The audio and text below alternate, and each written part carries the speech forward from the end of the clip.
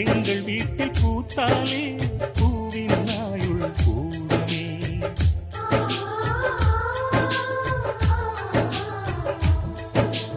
இரண்டு கண்கள் என்றாலும் பார்வை என்றும் ஒன்றுதான்.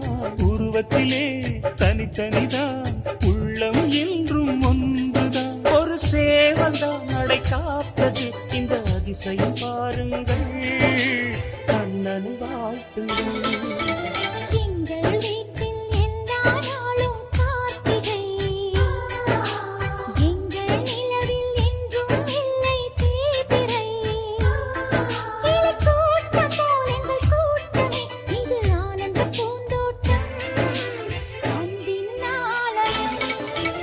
எங்கள் வீட்டில் எல்லா நாளும்